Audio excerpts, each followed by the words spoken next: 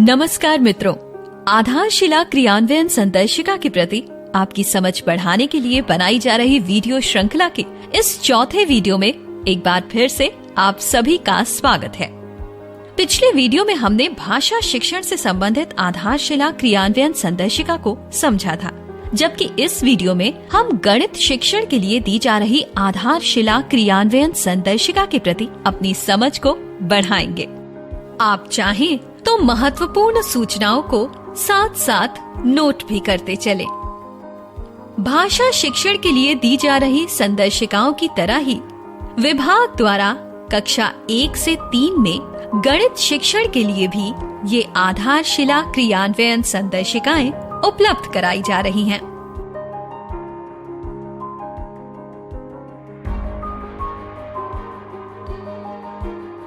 शुरू करने से पहले एक बार हम कक्षा 1 से 3 के लिए दी गई समय सारणी को देख लेते हैं। गणित संबंधित शिक्षण कार्य हमें समय सारणी में गणित के लिए दिए गए समय के अनुसार ही करना है। इस समय सारणी को देखकर हम ये जान पाएंगे कि गणित के लिए भी भाषा जितना ही समय दैनिक रूप से शिक्षण कार्य के लिए दिया गया है।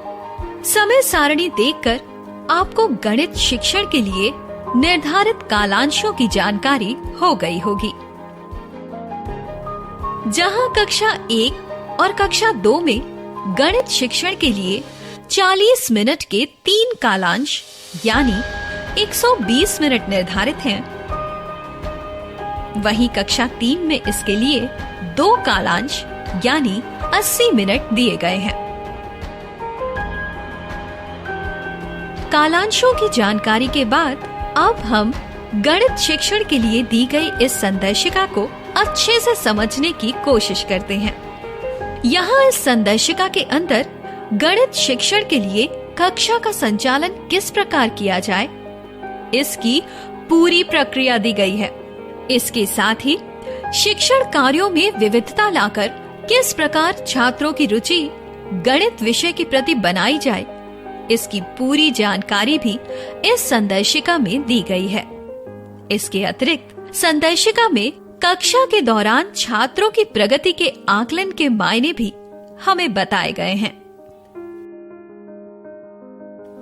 पूरे वर्ष कराए जाने वाले शिक्षण कार्य की जानकारी भी हमें संदर्शिका में ही दी गई वार्षिक योजना से हो जाती है। आपको याद होगा, इस वार्षिक योजना को हम विस्तार पूर्वक अपने पहले वीडियो में ही देख और समझ चुके हैं। इस संदर्शिका में पूरे वर्ष के पाठ्यक्रम की वार्षिक योजना को प्रेरणा सूची में दी जा रही दक्षताओं के अनुसार शिक्षण योजना में विभाजित किया गया है। प्रत्येक शिक्षण योजना एक शिक्षण उद्देश्य से तैयार की गई है। आप सभी शिक्षक कक्षा का संचालन इन्हीं उद्देश्यों के आधार पर करेंगे। प्रेरणा सूची की हर दक्षता को हासिल करने के लिए हम एक से अधिक शिक्षण योजनाओं का भी इस्तेमाल कर सकते हैं। कक्षा के अंदर इन छोटे छोटे उद्देश्यों को पूरा करते हुए हम एक संपूर्ण दक्षता हासिल कर पाएंगे। आइए इसे और विस्तार से हम आगे समझते हैं। एक विषय, दक्षता या अवधारणा से संबंधित एक जैसी सभी शिक्षण योजनाओं से पहले उस अवधारणा की चर्चा की जाती है।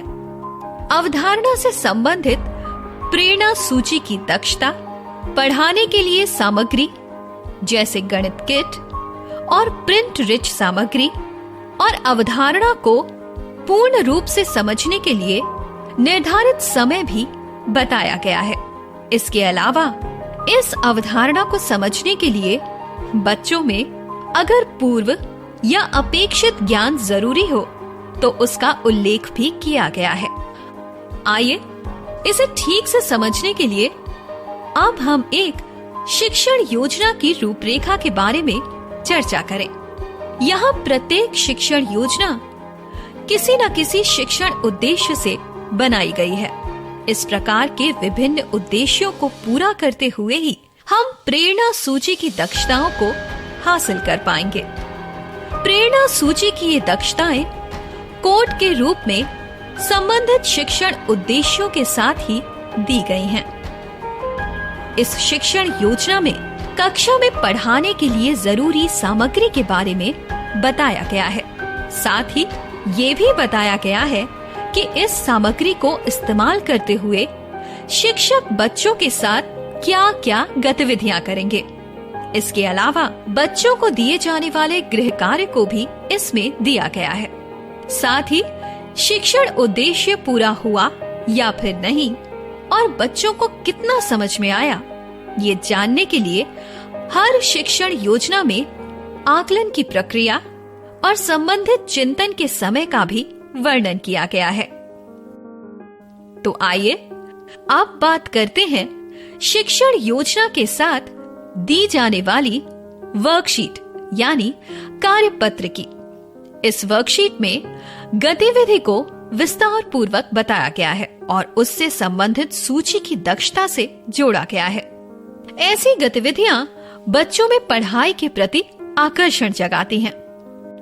आशा है अभी तक आपने गणित की शिक्षण प्रणाली को काफी अच्छे से समझ लिया होगा।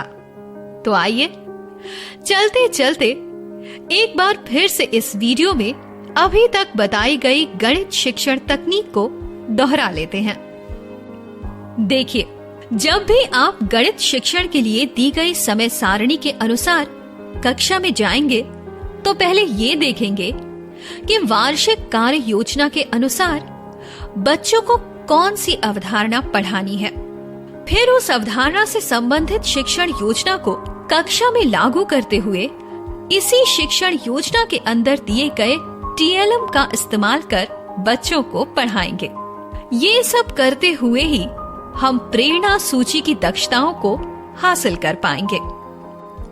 तो मित्रों, एक बार फिर से उम्मीद करती हूँ कि गणित की इस नई शिक्षण प्रणाली को भी आप भाषा शिक्षण की तरह ही अपनी शैक्षिक तकनीक में ढालकर बच्चों में गणित के प्रति एक नई समझ और रुचि उत्पन्न करेंगे।